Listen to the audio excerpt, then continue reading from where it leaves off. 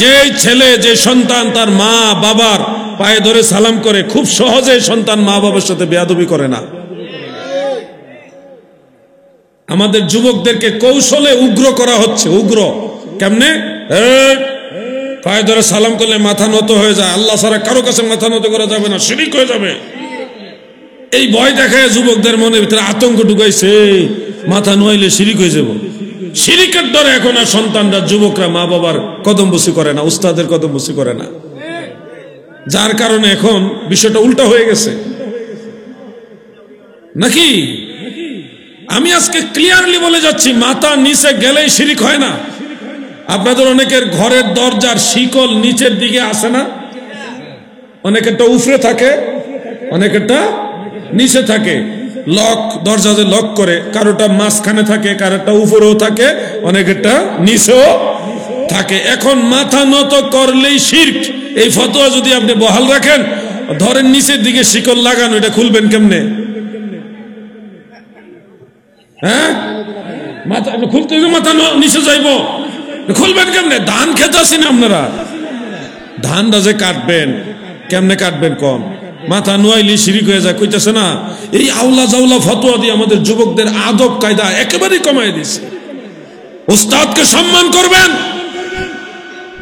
মা বাবাকে ইজ্জত করবেন। আমাকে ওয়াদা করেন, কয়েকজন যুবক বলেন যে ইনশাআল্লাহ মা বাপরে সম্মান করব। যুবকরা বলো, যুবকরা বলো ইনশাআল্লাহ, বলো মা বাপরে সম্মান করবো তো ইনশাআল্লাহ। আমি এটুকু দাবি রেখে গেলাম তোমাদের কাছে, ভাই আমার মা বাপরে সম্মান করো, মা বাপরে ইজ্জত করো। তুমি যেদিন বাবা হইবা দেখবা তোমার সন্তান তোমার ইজ্জত করবে। মা বাবা যদি না থাকে, মা যদি না থাকে, মায়ের কবরের কিনারে দাঁড়াইও, অন্তত পক্ষে প্রতি জুমার দিনে, জুমার নামাজের পরে অথবা সুবিধা মতো সময়ে মা, আহারে মা, মারে মা। এই মা নামটার মাঝে কত মজা, এই মা নামের মাঝে কত মধু। ওই মায়ের কবরের কিনারে যাইও, লম্বা দোয়া লাগবে না, আরবি দোয়া লাগবে না, তুমি দুইটা হাত আল্লাহর কাছে উঠাইয়া কইও, আল্লাহ গো আমার মা জননীরে মাফ কইরা দাও। এটুকু কথা বলবেন, পারবেন না? বলেন না, পারবেন কিনা? এটুকু কথাই আপনার ডাইরেক্ট কবুল হবে। সন্তানের দোয়া মা বাবার জন্য কবুল, সন্তানের জন্য মা বাবার দোয়াও কবুল। সুবহানাল্লাহ বলেন। যেমন ধরেন বাড়িতে মেহমান আসছে, মেহমান এসে বলছে ভাই সাহেব ঘরে মশা। তাড়াহুড়া করে আপনি দোকানদারের কাছে গিয়ে বললেন, এই আব্দুর রহমান মিয়া আমার একটা মশার কয়েল দাও। মশার কয়েল একটা কত আপনাদের এলাকায়? 5 টাকা না? একটু বেশি দামি ভালোটা হইলে 10 টাকা, 5 থেকে 10 টাকা। আমি বুঝানোর জন্য বলছি 5 টাকার কথাটাই বললাম। 5 টাকা দামের একটা মশার কয়েল দোকান থেকে নিয়ে আসলেন, বললেন যে পরে দিতেছি, এখন সাথে টাকা নাই। দোকানদার চিন্তা করলো হাজী সাহেব মানুষ, 5টা টাকাই তো পরে দিব না। আপনি মশার কয়েল নিয়ে ঘরে জ্বালাইছেন, মেহমানের প্রয়োজন সারাইছেন। পরের দিন আবার দোকানের সামনে গেছেন, দোকানদার সে ভাবলো এতগুলি মানুষের সামনে 5টা টাকা হাজী সাহেবের কাছে কেমনে চাইতে শরম, উনি দিব না, 5টা অসুবিধা নেই, দিব না। এইভাবেই ধ্যান দিচ্ছি, অথবা মনে নাই, খেয়াল নাই ইত্যাদি। এইভাবে গেল, মাস গেল, বছর গেল, ভুলেও গেলেন, মারাও গেলেন, সময় মতো হাসর কায়েম হইল, 5 টাকা তার দিলেন না। এবার আপনার আমল নামা মিজানের পাল্লায় মাপ দেওয়া হবে। মিজানের পাল্লায় মাপ দেওয়ার পরে আপনার কত নেকি, হজ করেছেন কয়েকবার, যাকাত দিয়েছেন বছরে বছরে, এরপরে আপনি নামাজ 5 ওয়াক্ত পড়েছেন, তাহাজ্জুদ নামাজও পড়েছেন, কত নফল নামাজ পড়েছেন, ইশরাকের নামাজ, তাসতের নামাজ, আওয়াবিন নামাজ, কত নফল বন্দি করেছেন, তাসবিহ তাহলিল জিকির আজকার, অনেক নেক আমল, গুনাহ আছে তবে সওয়াব বেশি। এখন মিজানের পাল্লায় আপনার ফয়সালা হলো আপনি জান্নাতি। আপনি কি জান্নাতি, আপনি মনের আনন্দে জান্নাতে রওনা দিয়েছেন।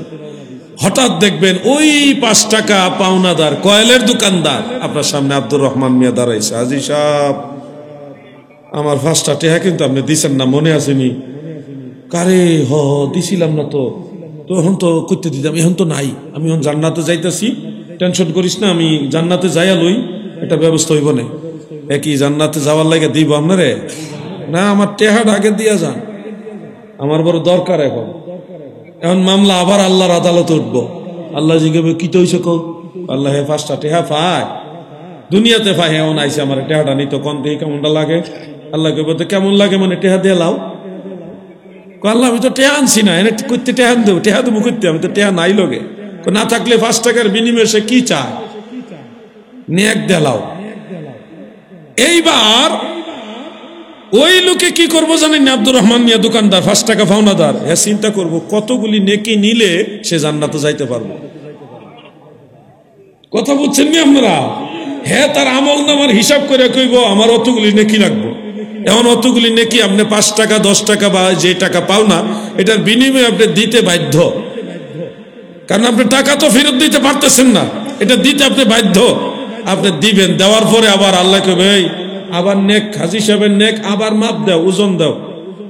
এইবার ওজন দিয়ে দেখবো গুনাহ বেশি সওয়াব কম। বলেন গুনাহ বেশি সওয়াব কম হইলে ঠিকানা কি জান্নাত না জাহান্নাম? তাহলে নিশ্চয়ই আপনারা জাহান্নামে যাইতে চান না? এটাও তো কয় না। আপনারা কি জাহান্নামে যাইতে চান? তাইলে আপনাদেরকে এই ঘটনা থেকে কি শিক্ষা নিতে হবে? পরের হক নিয়ে মরা যাবে। আপনারা জানি অধিকাংশ মানুষই, আপনারা এমন অনেক লোক আছে যাদের কাছে অন্যরা টাকা পায়, ঋণ লইয়া মরেন না। ঋণ লইয়া যদি মরেন তাহলে বিপদে পড়ে যাইবেন। আমি কি আপনাদের এই বিষয়টা বুঝাইতে পারছি? পাওনা যদি থাকে এগুলি পরিশোধ করবেন। আল্লাহ পাকের দয়ায় আমি নিজে আমল করার চেষ্টা করি। আমাকে যারা মাহফিলের গাড়ি ভাড়া দেয় এগুলি আমি আলাদা হিসাবে রাখি, এবং আমার পরিবারকে বলা আছে আমি মারা গেলে এই টাকাগুলি অমুক অমুক লেখা আছে তাদেরকে দিয়ে দিবা। এছাড়া আল্লাহর রহমতে আল্লাহর উপর ভরসা করে বলতেছে আমার কাছে 1 টাকা কেউ পায় বলতে পারবে না। সহিহ বুখারীর মধ্যে উল্লেখ, যারা নিজের আপন বোনের সম্পদ, বাবার সম্পত্তি নিজ ঠিক মতো বুঝায়া দেয় না গো, নিজের ভাইয়ের সম্পত্তি বুঝায়া দেয় না, এই কারণেই সে জাহান্নামে যাবে, আর অন্য হিসাব করাই লাগবে না। বোনের সম্পদ ঠিক মতো বুঝাই না দিয়ে হজে যাইতেছেন জান্নাতে যাইতে, জান্নাতে যাওয়ার আগে আপনার বইনে আপনার টাইনে জাহান্নামে লয়ে যাবে। বুঝছেন নি আপনারা? ওয়াজ বুঝতেছেন নি? না, ওয়াজটা মনে বিরুদ্ধে যাইতেছে। খবরদার ভাই বোন পাড়া প্রতিবেশী যাদের জমি আপনি দখল করে রাখবেন, আপনার কি পুরস্কার আছে শুনুন।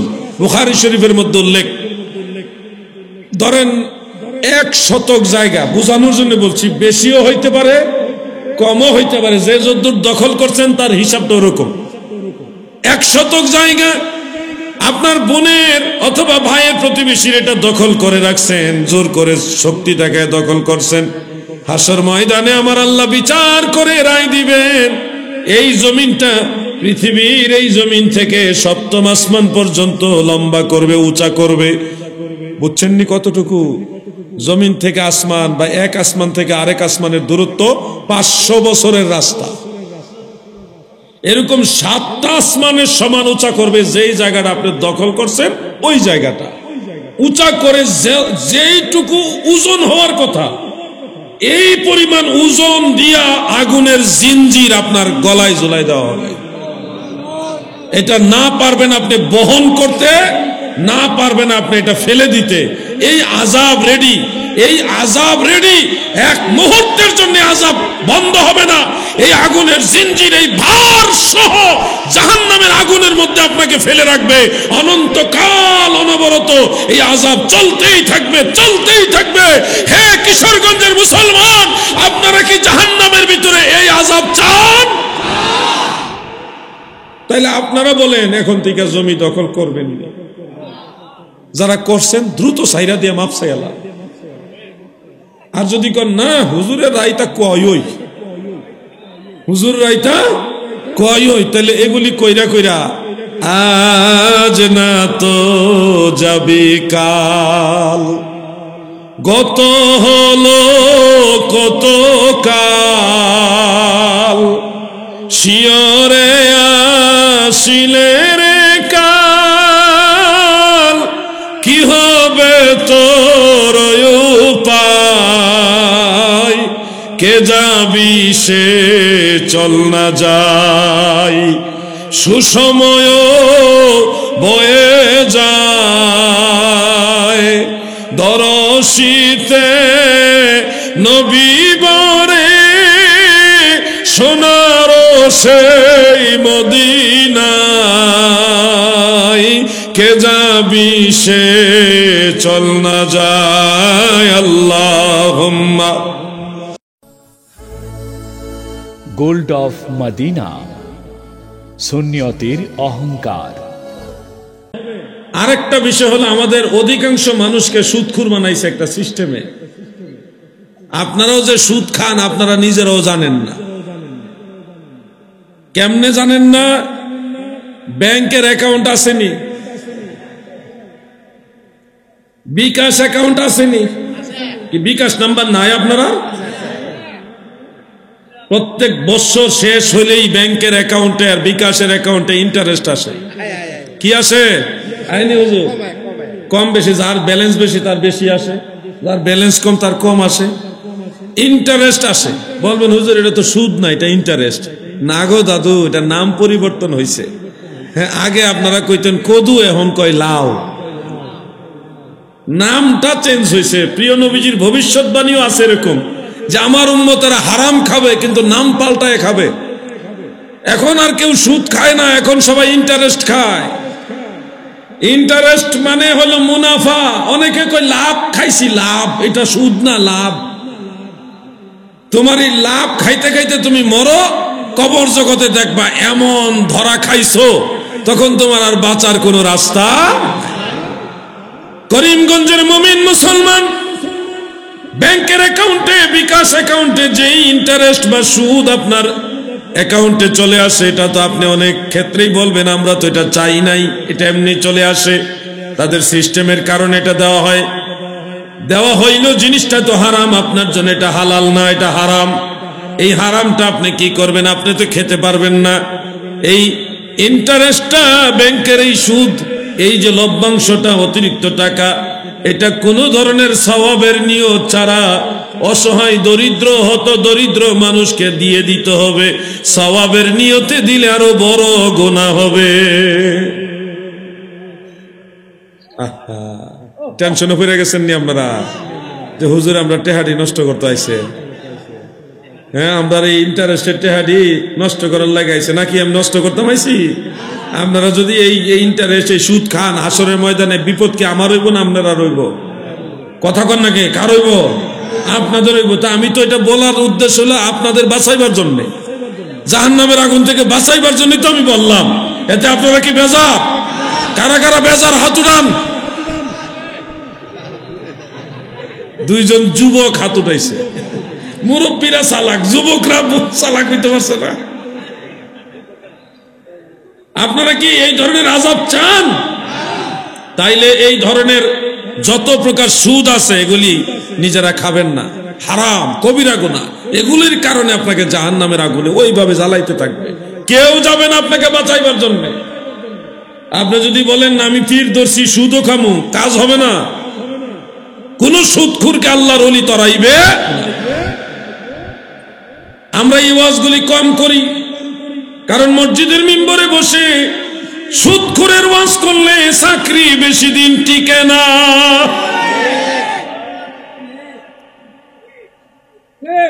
ঠিকের নমুনা দেখছেন?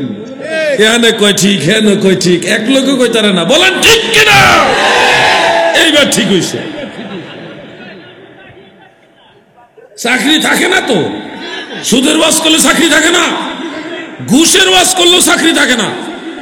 এক লোক টেবিলের নিচ দিয়ে ঘুষ খাইছে, খাইয়া টাকা নেওয়ার সময় কেটে গইনে নেওয়া সুন্নত। ঘুষের টাকা গনে নেওয়া সুন্নত। মানুষের পাপ কত গভীরে গিয়ে পড়ছে। আপনারা কি মনে করেন ঘুষ খাওয়া হালাল না হারাম? এরা কি আওয়াজ দেয় না দিয়ে বুঝলাম না, এরা কি ঘুষ খায়নি? জোরে কোন, ঘুষ হালাল না হারাম? আমরা যে ওয়াজ করি এটা নিশ্চিত 100% শিওর আর দাওয়াত পাইতাম না, আর করিমগঞ্জে দাওয়াত দিলে আইতামও না। কারণ হইলে এরা টাইম দেয় একটা, ওয়াজের টাইম দেয় আরেকটা, তো ফেস লাগাইলা। আপনার কাছে এই কথাগুলি বলে যায়, আর আইতে পারি আর না পারি হক কথাগুলি বলে যায়। কইলে কি উফরে নিবেন আপনারা? আবার ঘুষের টাকা দিয়া যারা হজ করতে যায়, সুদ ঘুষ হারামের টাকা দিয়া যারা হজে যায় রে, ওই মিনায় জামারাই গিয়া শয়তানরে পাথর মারে, শয়তানে মুস্কি মুস্কি হাসে আর কই তুই আমার রক্তের লাগে বেঈমানি করস, তুই ঘুষের টাকা দিয়ে হজ করতে আইসা তুই আমারে পাথর মারস, তুই তো মারাত্মক শয়তান, তুই আমার চেয়ে বড় শয়তান রে। এরকম একটা গান আছে না, গান মাইন্ড করেন না, একটা গান আছে এরকম, কিয়ামতের নমুনা জানি কিন্তু কমুনা, সুদখোর ঘুষখোর কারো মাইর খাবো না। এমন অবস্থা হয়েছে, সুদের ওয়াজ কমে গেছে, এর লাগে আমি সুদের ওয়াজ বেশি করে করতেছি। কর দরকার আছে কিনা? আপনারা সবাই মিললে সুদ খাইলে আমার কোনো অসুবিধা আছে? আমার কোনো অসুবিধা না। আমার সুবিধাটা হইল মানুষকে জানাই দিলে 2-4 জন মানুষ যদি কথাটা মানে, এইটার উসিলে আল্লাহ আমার মাফ করবো। বাইরে এই সময়টা ভালো সময় না, এটা কিয়ামতের আগের সময়। এখন মা বাবার কথা ছেলে মেয়েরা শুনে না, কথা ঠিক কিনা ভাই?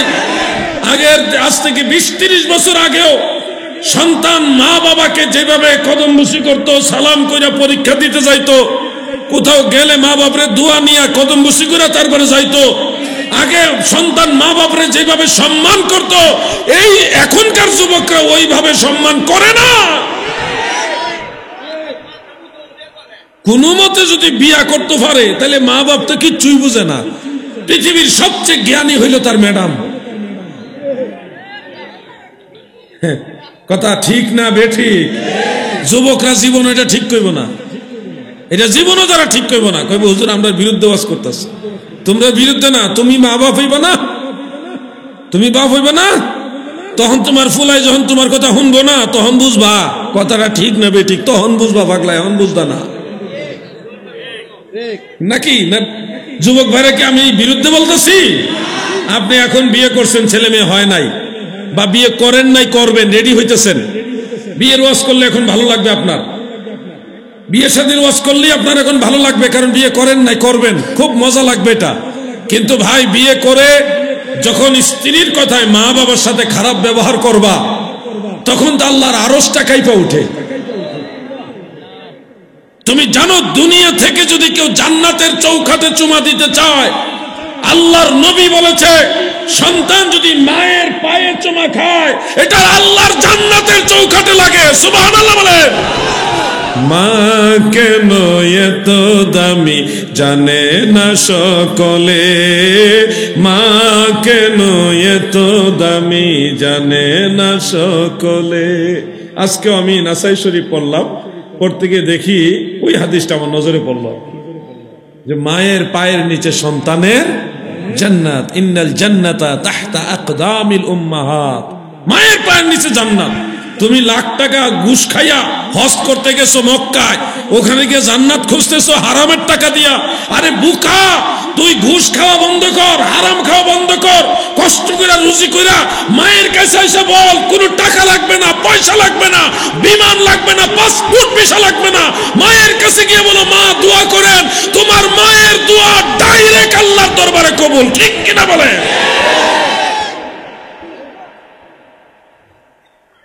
শুনেন ভাই আমার, বিরুদ্ধে নিবেন না, পক্ষে নেন। আমাদের যুব সমাজ এখন অন্যদিকে চলে যাচ্ছে, মা বাপরে মূল্যায়ন করে না, মা বাবার কথাই শুনে না। তোমরা কি বুঝো? মা বাবা বুঝে না, সে বুঝিনার করে বুঝিন না হয়েছে অনেক। কয়দিন পরে যখন স্ত্রীর কথাই নাচতে নাচতে বাচ্চা কাচ্চা 2-4টা হইব, এটি একটু বড় হইব, তখন দেখবে হেতে নিজেই ব্যাককল, আসলে এই কিছু বুঝে নাই। ভাই আমার, মা বাপরে সম্মান করবেন। যুবকদেরকে বলে যাচ্ছি, যাদের বয়স 30 বা 30-এর নিচে, একটু কষ্ট করে হাত উঠান। 30, সর্বোচ্চ 30 পর্যন্ত যাদের বয়স, সর্বোচ্চ 30 পর্যন্ত যাদের বয়স, একটু হাত উঠান না। ওদের মুরব্বী হাত উঠাইছে, ওরা 30 হয়েছে না, মানে কেউ যুবকরা হাত উঠান না, আমি দেখি না। কি হারা যুবক নাই নাকি এনেকো? হেরার বিরুদ্ধে ওয়াজ হইতাছে তো না? আছে মাশাআল্লাহ, সবাই বলি মারহাবা, হাত নামান। আপনাদেরকে একটা অনুরোধ করে যাই, মা অথবা বাবা, কেউ না কেউ অথবা দুজনই আপনাদের ঘরে নিশ্চয়ই আছে, আছে না? 30-এর বেশি যারা বয়স হয়েছে তাদেরও মা বাবা অনেকের আছে।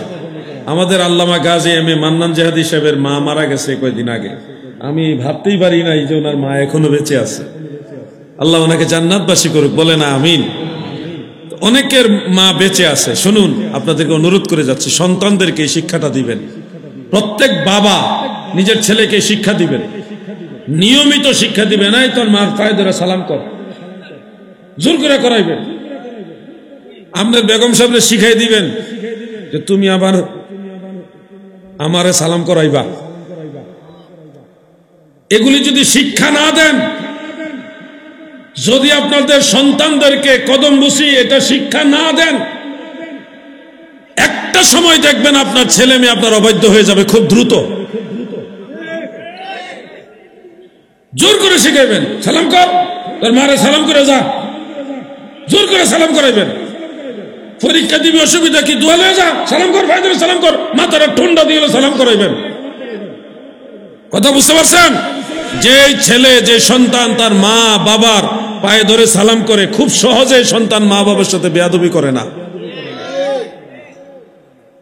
আমাদের যুবকদেরকে কৌশলে উগ্র করা হচ্ছে। উগ্র কেমনে? পায়ে ধরে সালাম করলে মাথা নত হয়ে যায়, আল্লাহ ছাড়া কারো কাছে মাথা নত করা যাবে না, শিরিক হয়ে যাবে। এই ভয় দেখায় যুবকদের মনের ভিতরে আতঙ্ক ঢুকাইছে, মাথা নোয়াইলে শিরিক হয়ে যাব। শিরিকের ডরে এখন আর সন্তানরা, যুবকরা মা বাবার কদম বসি করে না, উস্তাদের কদম বসি করে না। যার কারণে এখন বিষয়টা উল্টা হয়ে গেছে নাকি? আমি আজকে ক্লিয়ারলি বলে যাচ্ছি, মাথা নিচে গেলেই শিরিক হয় না। আপনাদের অনেকের ঘরের দরজার শিকল নিচের দিকে আসে না? অনেকেরটা উপরে থাকে, অনেকেরটা নিচে থাকে। লক, দরজা যে লক করে, কারোটা মাঝখানে থাকে, কারোটা উপরেও থাকে, অনেকেরটা নিচেও থাকে। এখন মাথা নত করলেই শিরক, এই ফতোয়া যদি আপনি বহাল রাখেন, ধরেন নিচের দিকে শিকল লাগানো, এটা খুলবেন কেমনে? হ্যাঁ, মাথা খুলতে মাথা নিচে যাইব, খুলবেন কেমনে? ধান খেতে আসেন আপনারা, ধানটা যে কাটবেন কেমনে কাটবেন? কম মাথা নোয়াইলি শিরিক হয়ে যায়, কইতেছে না? এই আউলা জাউলা ফতোয়া দিয়ে আমাদের যুবকদের আদব কায়দা একেবারেই কমাই দিছে। উস্তাদকে সম্মান করবেন, মা বাবাকে ইজ্জত করবেন। আমাকে ওয়াদা করেন, কয়েকজন যুবক বলেন যে ইনশাআল্লাহ মা বাবার সম্মান করব। যুবকরা বলো, যুবকরা বলো ইনশাআল্লাহ, বলো মা বাবার সম্মান করবো তো ইনশাআল্লাহ। আমি এটুকু দাবি রেখে গেলাম তোমাদের কাছে, ভাই আমার মা বাবার সম্মান করো, মা বাবার ইজ্জত করো। তুমি যেদিন বাবা হইবা দেখবা তোমার সন্তান তোমার ইজ্জত করবে। মা বাবা যদি না থাকে, মা যদি না থাকে, মায়ের কবরের কিনারে দাঁড়াইও। অন্তত পক্ষে প্রতি জুমার দিনে, জুমার নামাজের পরে অথবা সুবিধা মতো সময়ে মা, আহারে মা, মারে মা। এই মা নামটার মাঝে কত মজা, এই মা নামের মাঝে কত মধু। ওই মায়ের কবরের কিনারে যাইও, লম্বা দোয়া লাগবে না, আরবি দোয়া লাগবে না, তুমি দুইটা হাত আল্লাহর কাছে উঠাইয়া কইও, আল্লাহ গো আমার মা জননীরে মাফ কইরা দাও। এটুকু কথা বলবেন, পারবেন না? বলেন না, পারবেন কিনা? এটুকু কথাই আপনার ডাইরেক্ট কবুল হবে। সন্তানের দোয়া মা বাবার জন্য কবুল, সন্তানের জন্য মা বাবার দোয়াও কবুল। সুবহানাল্লাহ বলেন। আমি অনুরোধগুলি করে যাচ্ছি যুবক ভাইরা, আপনারা কথাগুলি রাখবেন। এবার আরেকটা ওয়াজ করতে চাই, করব। আমি কিছুক্ষণের মধ্যে মাইক ছেড়ে দিব, টেনশন করেন না আপনারা। গভীর রাত্রে আলোচনা করার অভ্যাসও আমার নাই। আপনাদের খেদমতে আরেকটা কথা বলতে চাই। অনেকগুলো হাদিসের একটা সারাংশ আমি আপনাদের শোনাই। যেমন ধরেন, বাড়িতে মেহমান আসছে, মেহমান এসে বলছে ভাই সাহেব ঘরে মশা। তারা হুড়া করে আপনি দোকানদারের কাছে গিয়ে বললেন, এই আব্দুর রহমান মিয়া আমার একটা মশার কয়েল দাও। মশার কয়েল একটা কত আপনাদের এলাকায়? 5 টাকা না? একটু বেশি দামি ভালোটা হইলে 10 টাকা, 5 থেকে 10 টাকা। আমি বুঝানোর জন্য বলছি 5 টাকার কথাটাই বললাম। 5 টাকা দামের একটা মশার কয়েল দোকান থেকে নিয়ে আসলেন, বললেন যে পরে দিতেছি, এখন সাথে টাকা নাই। দোকানদার চিন্তা করলো হাজী সাহেব মানুষ, 5টা টাকাই তো পরে দিব না। আপনি মশার কয়েল নিয়ে ঘরে জ্বালাইছেন, মেহমানের প্রয়োজন সারাইছেন, পরের দিন আবার দোকানের সামনে গেছেন। দোকানদার সে ভাবলো এতগুলি মানুষের সামনে 5টা টাকা হাজী সাহেবের কাছে কেমনে চাইটা শরম, উনি দিব না, 5টা অসুবিধা নেই, দিব না। এইভাবেই ধ্যান দিচ্ছি অথবা মনে নাই, খেয়াল নাই ইত্যাদি, এইভাবে গেল, মাস গেল, বছর গেল, ভুলেও গেলেন, মারাও গেলেন, সময় মতো হাসর কায়েম হইল, 5 টাকা তার দিলেন না। এবার আপনার আমল নামা মিজানের পাল্লায় মাপ দেওয়া হবে। মিজানের পাল্লায় মাপ দেওয়ার পরে আপনার কত নেকি, হজ করেছেন কয়েকবার, যাকাত দিয়েছেন বছরে বছরে, এরপরে আপনি নামাজ 5 ওয়াক্ত পড়েছেন, তাহাজ্জুদ নামাজও পড়েছেন, কত নফল নামাজ পড়েছেন, ইশরাকের নামাজ, তাসতের নামাজ, আওয়াবিন নামাজ, কত নফল বন্দি করেছেন, তসবিহ তাহলিল জিকির আজকার, অনেক নেক আমল, গুনাহ আছে তবে সওয়াব বেশি। এখন মিজানের পাল্লায় আপনার ফয়সালা হলো আপনি জান্নাতি। আপনি কি জান্নাতি, আপনি মনের আনন্দে জান্নাতে রওনা দিয়েছেন। হঠাৎ দেখবেন ওই 5 টাকা পাওনাদার কয়েলের দোকানদার আপনার সামনে আব্দুর রহমান মিয়া দাঁড়াইছে, হাজী সাহেব আমার 5টা টাকা কিন্তু আপনি দিছেন না, মনে আসেনি? কারে দিছিলাম না তো, তো এখন তো করতে দিতাম, এখন তো নাই, আমি এখন জান্নাতে যাইতেছি, টেনশন করিস না, আমি জান্নাতে যাইয়া লই, এটা ব্যবস্থা হইব না। একই জান্নাতে যাওয়ার লাগে দিব আপনারে? না, আমার টেহাটা আগে দিয়া যান, আমার বড় দরকার। এখন মামলা আবার আল্লাহর আদালত উঠবো, আল্লাহ জিজ্ঞাসা কি তো হইছে, আল্লাহ 5টা টেহা পায়, দুনিয়াতে পায়, এমন আইসে আমার টেহাটা নিত, কোন থেকে কেমনটা লাগে? আল্লাহ কে বলতে কেমন লাগে মানে টেহা দিয়ে লাও। আল্লাহ আমি তো টেহা আনছি না, এনে করতে টেহা দেবো, টেহা দেবো করতে, আমি তো টেহা নাই লগে। না থাকলে 5 টাকার বিনিময়ে সে কি চায়? নেক দেলাও। এইবার ওই লোকে কি করবো জানেন? আব্দুর রহমান মিয়া দোকানদার, 5 টাকা পাওনাদার, হ্যাঁ চিন্তা করবো কতগুলি নেকি নিলে সে জান্নাতে যাইতে পারবো। কথা বুঝছেন নি আপনারা? হ্যাঁ, তার আমল নামার হিসাব করে কইব আমার অতগুলি নেকি রাখবো। এমন অতগুলি নেকি আপনি 5 টাকা 10 টাকা বা যে টাকা পাও না, এটার বিনিময়ে আপনি দিতে বাধ্য, কারণ আপনি টাকা তো ফেরত দিতে পারতেছেন না, এটা দিতে আপনি বাধ্য। আপনি দিবেন, দেওয়ার পরে আবার আল্লাহ কইবে এই আবার নেক, হাজী সাহেবের নেক আবার মাপ দাও, ওজন দাও। এইবার ওজন দিয়ে দেখবো গুনাহ বেশি সওয়াব কম। বলেন গুনাহ বেশি সওয়াব কম হইলে ঠিকানা কি জান্নাত না জাহান্নাম? তাহলে নিশ্চয়ই আপনারা জাহান্নামে যাইতে চান। নাটাও তো কয় না। আপনারা কি জাহান্নামে যাইতে চান? তাইলে আপনাদেরকে এই ঘটনা থেকে কি শিক্ষা নিতে হবে? পরের হক নিয়ে মরা যাবে। আপনারা জানি অধিকাংশ মানুষই, আপনারা এমন অনেক লোক আছে যাদের কাছে অন্যরা টাকা পায়, ঋণ লইয়া মরেন না। ঋণ লইয়া যদি মরেন তাহলে বিপদে পড়ে যাইবেন। আমি কি আপনাদের এই বিষয়টা বুঝাইতে পারছি? পাওনা যদি থাকে এগুলি পরিশোধ করবেন। আল্লাহ পাকের দয়ায় আমি নিজে আমল করার চেষ্টা করি।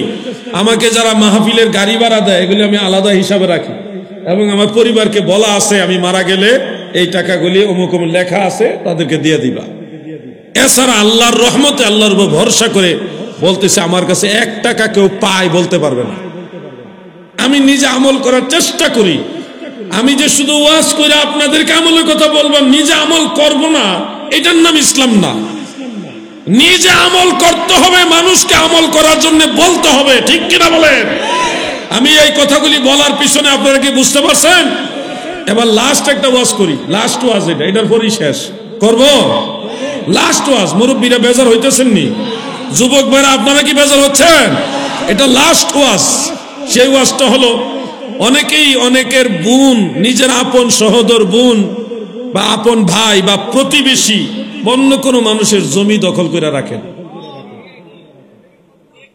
এটা কইতাম, এটা বলে জুত করে কইতাম। আমার জুত করে কল লাগতো না, যেমনি আছে হেমনি কই। সহিহ বুখারীর মধ্যে উল্লেখ, যারা নিজের আপন বোনের সম্পদ, বাবার সম্পত্তি নিজ ঠিক মতো বুঝায়া দেয় না গো, নিজের ভাইয়ের সম্পত্তি বুঝায়া দেয় না, এই কারণেই সে জাহান্নামে যাবে, আর অন্য হিসাব করাই লাগবে না। বোনের সম্পদ ঠিক মতো বুঝাই না দিয়ে হজে যাইতেছেন জান্নাতে যাইতে, জান্নাতে যাওয়ার আগে আপনার বই নিয়ে আপনার টাইনে জাহান্নামে বলে যাব। বুঝছেন নি আপনারা? ওয়াজ বুঝতেছেন নি? না, ওয়াজটা মনে বিরুদ্ধে যাইতেছে। খবরদার ভাই বোন পাড়া প্রতিবেশী যাদের জমি আপনি দখল করে রাখবেন, আপনার কি পুরস্কার আছে শুনুন। বুখারী শরীফের মধ্যে উল্লেখ, ধরেন 1 শতক জায়গা, বোঝানোর জন্য বলছি, বেশিও হইতে পারে কমও হইতে পারে, যে যদ্দূর দখল করছেন তার হিসাবটা ওরকম। 1 শতক জায়গা আপনার বোনের অথবা ভাইয়ের প্রতিবেশীর এটা দখল করে রাখছেন, জোর করে শক্তি দেখায় দখল করছেন। হাসর ময়দানে আমার আল্লাহ বিচার করে রায় দিবেন, এই জমিনটা পৃথিবীর এই জমিন থেকে 7ম আসমান পর্যন্ত লম্বা করবে, উঁচা করবে। বুঝছেন নি কতটুকু? জমিন থেকে আসমান বা এক আসমান থেকে আরেক আসমানের দূরত্ব 500 বছরের রাস্তা।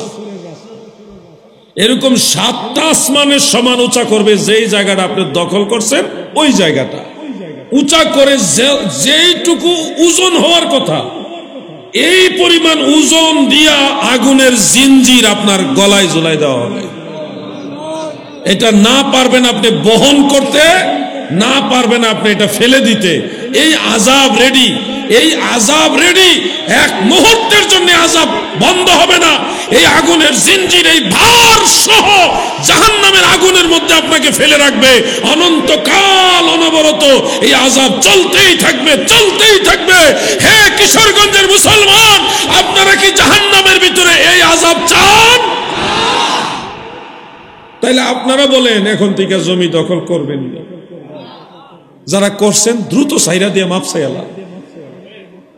আর যদি কন না হুজুরের রায়টা কয়ই, হুজুর রায়টা কয়ই, তাহলে এগুলি কইরা কইরা আজ না তো যাবি কাল, গত হলো কত কাল, শিয়রে আসিলে রে কাল, কি হবে তোর উপায়, কে যাবি সে চল না যাই, সুসময় বয়ে যায়, দরশিতে নবী বরে সোনার সেই মদিনায়, কে যাবি সে চল না যায়। আল্লাহুম্মা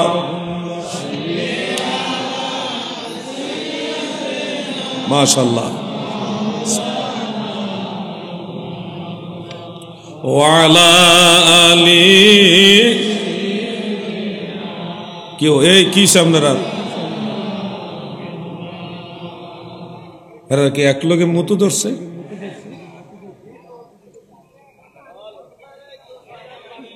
মুরব্বীরা উঠলে মনটার বুঝাইতাম পারি, ওই আসল যুবকদের বিরুদ্ধে ওয়াজ হয়েছে তো, এই ওয়াজগুলি আবার যুবকরা পছন্দ করে না। আমি যদি আবার বলতাম যে বর্তমান বিশ্বের সবচেয়ে বিশ্ব সুন্দরী অমুক, তার দিকে আল্লাহর নাম নিয়ে তাকাইয়েন, এই কথা যদি কইতাম যুবকরা আবার খুশি হয়ে যেত। এই ওয়াজ হয়েছে কিন্তু আর কি, আমি কি কইছি যারা বুঝার হেরা বুঝছেন। নাউজুবিল্লাহ বলেন, আরো জোরে কোন নাউজুবিল্লাহ। এই ধরনের ওয়াজ আবার আমাদের যুবকরা পছন্দ করে। যদি কই মা বাবার কথা হুনুন লাগবো, তবে এ হুজুর ভালো না, এ হুজুর ভালো না। কিন্তু ভালো না মন্দ এটা মরার পরে না বুঝবা তোমরা, এখন তো বুঝবা না। তুমি একদিন বাবা হও, তুমি একদিন বাবা হও, দেখবা তখন বুঝবা আলাউদ্দিন জিহাদির কথাটা ঠিক না বে ঠিক, তখন বুঝবা যখন তুমিও একজন বাবা হইবা। কথা ঠিক কিনা ভাই? আজকে আপনাদের বলছি, প্রত্যেক জুমার দিন মা বাবার জন্য দোয়া করবেন, কবর জিয়ারত করবেন, কবরস্থানে গিয়ে দোয়া করবেন। এক্ষেত্রে একটা মাসালা বলা দরকার। অনেকে কবর জিয়ারতের সময় কবরস্থানের দিকে ফিরে দোয়া করবে না পশ্চিম দিকে ফিরে দোয়া করবে, এটা নিয়ে ঝগড়া লেগে যায়। অনেক এলাকায় এটা নিয়ে বিতর্ক তৈরি করে যে এটা করা যাবে না, পশ্চিম দিকে ফিরে দোয়া করতে হবে। আজকে বলে যাচ্ছি, শুনো, ওলামায়ে কেরামের দৃষ্টি আকর্ষণ করছি, আমরা মাযহাবে হানাফি, আকায়েদ আহলে সুন্নাত ওয়াল জামাতের অনুসারী।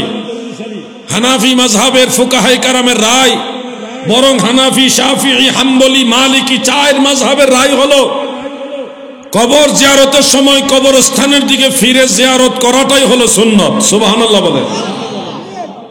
কথা কি ক্লিয়ার বুঝতে পারছেন? হানাফি, শাফিঈ, হাম্বলি, মালিকি চার মাযহাবের ইমামদের রায় হলো কবর জিয়ারতের সময় কবরস্থানের দিকে ফিরে জিয়ারত করা হলো সুন্নাত।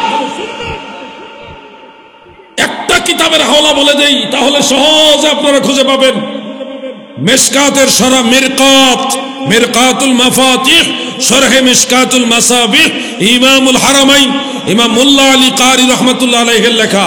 সেখানে স্পষ্ট করে লিখেছেন জিয়ারত এবং দোয়া দুটাই হবে কবরস্থানের দিকে ফিরে। সুবহানাল্লাহ বলেন। আমার নবীজি নিজেও যখন কবর জিয়ারত করতেন, ফাআকবালা আলাইহিম বিওয়াজহিহি ফাকাল আসসালামু আলাইকুম ইয়া আহলাল কুবুর ইয়াগফিরুল্লাহু লানা ওয়া লাকুম আনতুম সালাফুনা ওয়া নাহনু বিল আসার। আল্লাহর নবীর চেহারা মোবারক কবরস্থানের দিকে ফিরিয়ে সালাম দিতেন এবং জিয়ারত করতেন, দুটাই করতেন, দোয়াও করতেন। অতএব নবীর তরিকা হলো কবরস্থানের দিকে ফিরে আপনারা দোয়া করবেন। কথা বুঝতে পারছেন? বুঝতে পারছেন? এগুলো নিয়ে ঝগড়া করে। আমি যখন মদিনা শরীফে প্রথমবার হজে গিয়েছিলাম, আমার সাথে আরো কয়েকজন আলেম ছিল। আমরা রওজা মুবারকের কাছে গিয়ে দোয়া করা শুরু করলাম। আমরা জানি ওখানে বাধা দেয়, আর আমরা যারা ছিলাম আমরা মোটামুটি সবাই স্বাস্থ্য শক্তিওয়ালা মানুষ, আলহামদুলিল্লাহ। আমরা নিয়ত করছি দরকার লাগলে মারামারি করবো, আজকে জেল খাইটালাম, তারপর দোয়া করে যাবো। সবার এক নিয়ত, রওজা মুবারকের কাছে দোয়া করবো। গিয়া দোয়া, আমি দোয়া শুরু করছি। আমি আশেপাশে ওই ঘুমটা হুজুররা আইছে, আয়া দেখতেছে ভাব নমুনা বালা না, অবস্থা খারাপ, এটি ধরে লইব, উল্টা ধরে লইব। পরে আর এরা বাধা না দিয়া সাইডে ফেটে দাঁড়াই রয়েছে আর ফুটুর ফুটুর ফুটুর ফুটুর করতেছে। এরপরে দোয়া শেষ করিয়া নবী করিম সাল্লাল্লাহু আলাইহি ওয়াসাল্লাম সালাতু সালাম দিয়া এরপরে বের হইলাম। এই বাবুল বাকি দিয়ে বের হলাম। বের হওয়ার পরে ৩-৪ জন এসে ঘেরাও করে ধরছে সব দিয়া, এবং তারা বাঙালি, একজনের বাড়ি খুলনা, আরেকজনের বাড়ি ঠাকুরগা। কয়েকটা বিষয় নিয়ে প্রশ্ন করলো। প্রথমেই বলতেছে কবরের দিকে ফিরে মোনাজাত করা এটা কোথায় পাইছে? কবর। আমি জবাব বললাম, এটা কবর বললে আপনার সাথে কথা বলতে আমি রাজি না। বলেন রওজা মুবারক, রওজা মুবারক বলেন। আরশে মুআল্লার চেয়ে দামি তুমি হও, খোদার সৃষ্টিতে তুমি শ্রেষ্ঠ ভূমি হও। আরশে মুআল্লার চেয়ে দামি তুমি হও, খোদার সৃষ্টিতে তুমি শ্রেষ্ঠ ভূমি হও। কারণ তোমার মাঝে শুয়ে আছেন শাহে মদিনা, তোমার মাঝে সব ভুলিব কিন্তু তোমায় ভুলতে পারি না, সব বলিব কিন্তু তোমায়। আমি বললাম আপনি রওজা মুবারক বলেন, অন্যথায় আপনার সাথে কথা বলার টাইম নাই। আমাদের টাইম নেই, আমরা ব্যস্ত। কই না কবর আর রওজা তো একই। আমি উত্তরে বললাম কোথায় রাজরানী আর কোথায় বট গাছের ফেরতিনি। সব কবর কবর, কিন্তু মনে রাখবেন সব রওজা মূলত কবরই, কিন্তু সব কবর রওজা হয় না। কথা বুঝতেছেন আপনারা? রওজা মানে জান্নাতের বাগান। রওজা মানে কি? জান্নাতের বাগান। সব রওজা মূলত কবর, কিন্তু সব কবর রওজা হয় না। রওজা হওয়ার জন্য নসিব লাগে। আর আমার নবীজি তো শুধু রওজা না, সকল রওজার রওজা, রওজায় আনোয়ার। সুবহানাল্লাহ বলেন।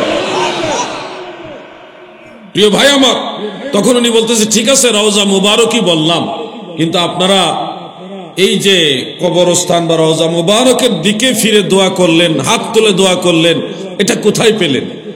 আমি তখন ওনাকে জিজ্ঞাসা করলাম আপনি কি আলেম? উনি বলল আমি অবশ্যই আলেম, আমি এই মদিনা ভার্সিটিতে উনি লেখাপড়া করছে। তো আমি তখন বললাম আপনি কি মুসলিম শরীফে পড়ছেন না? অবশ্যই পড়েছি। তো মুসলিম শরীফ ওই হাদিস পড়েননি? প্রিয় নবীজি জান্নাতুল বাকি কবরস্থানের কাছে গিয়ে রাফাআ ইয়াদাইহি সালাসা মাররাতিন, নবীজি 3 বার করে হাত তুলে কবরস্থানে গিয়ে দোয়া করছে। আপনি হাদিস পড়েননি? আল্লাহ রসুল কবরস্থানে গিয়ে হাত তুলে দোয়া করেছে, আপনি হাদিস পড়েননি? আমরা তো একবার দোয়া করেছি, প্রিয় নবীজি 3 বার দোয়া করতেন। কয়টা বহুদিন আগে পড়ছি তো খেয়াল নাই। আমি পরে বললাম খেয়াল করা উচিত, খেয়াল করা উচিত। পরে সম্পূরক হিসেবে ওনারা যেহেতু একটু লামাযহাবি মাইন্ডেড, ওনাদেরকে তুহফাতুল আহওয়াজি শরহে জামিউত তিরমিজি ওই কিতাব থেকে একটা ইবারত দিলাম, ওইটা আবার লামাযহাবিদের কিতাব, ওইটা থেকে একটা ইবারত যখন বললাম তখন ওনারা 100% আল্লাহ ওয়া মালাইকাতুহু ইউসাল্লুনা আলান নবী ইয়া আইয়ুহাল্লাযীনা আমানু সাল্লু আলাইহি ওয়া সাল্লিমু তাসলিমা আল্লাহুম্মা মাশাআল্লাহ।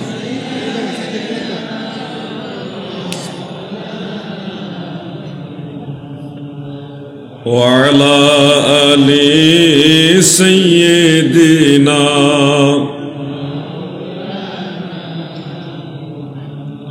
গাহরে মুসলিম গণ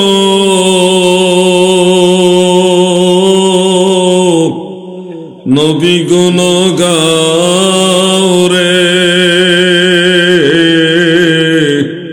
পরাণ ভরিয়া সবে সাল্লে আলা গাওরে আল্লাহুম্মা মাশাআল্লাহ মারহাবা মারহাবা মুহাম্মদ ওয়া আলা আলি। বক্সে ভলিউমটা একটু কমান। এই দুনিয়া পরে থাকবে, আমরা একদিন থাকব না, সবাই আমাদের ভুলে যাবে, নবী গো আপনি ভুইলেন না, আল্লাহুম্মা সাল্লি মাশাআল্লাহ।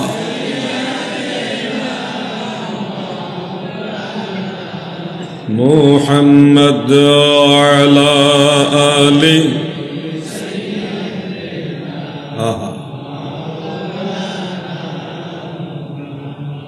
একটু সবাই মিলে জিকির করি আল্লাহ আল্লাহ আল্লাহ আল্লাহ আল্লাহ আল্লাহ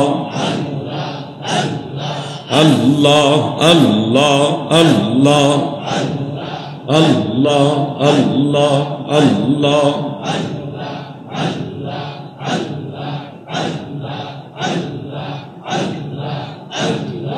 আল্লাহ আল্লাহ আল্লাহ আল্লাহ